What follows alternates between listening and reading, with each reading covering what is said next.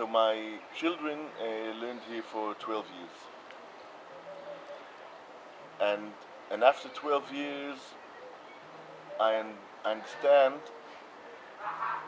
that the solution or the beginning of the solution between the conflict between the Palestinians and the Zionists, the Muslims or the Jews, is it depends only if we can be grown up enough to say what happened in the past we must forget.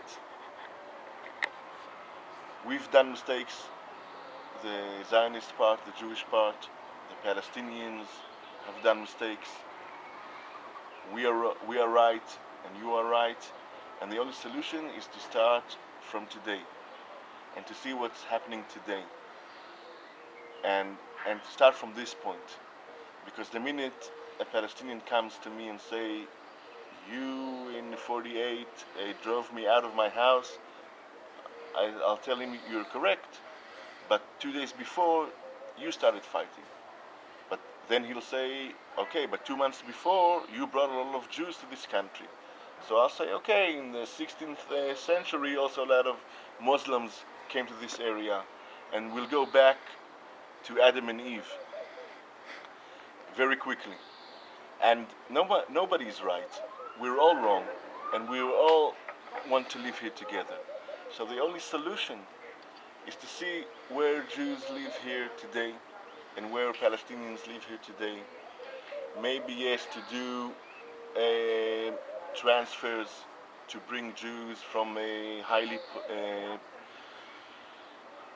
places where a lot of Muslims live, bring them into an Israeli state, and maybe Arabs who don't want to live under Jewish rule can leave if they want to. It's hard for both sides.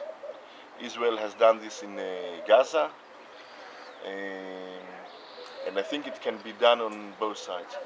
Because if someone, Jew or Palestinian, will say, okay, but my utopia is that everything belongs to me, we'll stay in the same place. The conflict will continue. After 12 years, I don't really think that in the next 100 years, Jews and Arabs or Zionists and Palestinians could live together. I think the only way is to separate between the nations and to give good economy for the Palestinians, good economy for Israel. Everybody, like in the biblical times, should sit under his fig tree and under his grapes and enjoy the land. And I think that's the only solution I can see, because anything else is not good for one of the other sides. I think that most people in the world want to live in peace, and if they have,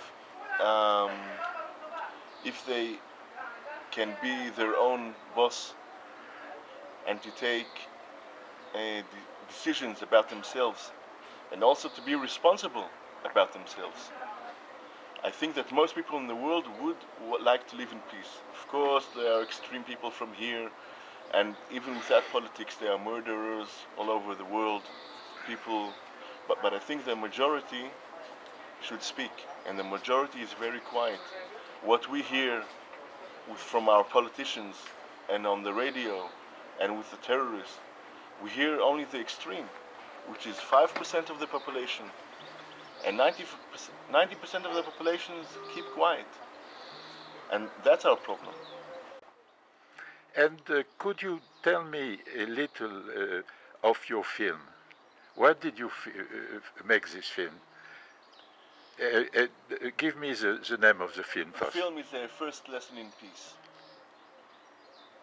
and I followed the first year of my daughter here in Neve Shalom, in the school, and the film begins in her first day and ends on the last day of school. And through that year, which was a difficult year with terrorist attacks and the Israeli army going into Arab cities and all the conflict was around. Excuse me, which year was it? 204, 2004. Fine, thank you. And she's a little girl. She wants to play with friends. She wants to eat her sandwich. But all the parents around have their political ideas from the Arab side, from the Jewish side, from her family, from her uncle, from her parents, and she's a little girl in the middle. So it's like the conflict through the point of view of a 6-year-old girl, and it's a tragic comedy. You laugh a lot, but you also cry a lot in the film because you understand that the solution won't come very fast, and we put out so much energy of in hating each other and killing each other instead of taking that energy and trying to build something which is good for our children. That's the purpose of life, I think. Thank you. I think you brought me a copy. Yes. It's very nice. I'm quite interested in it. Thank you very much, Ioran. Thank you.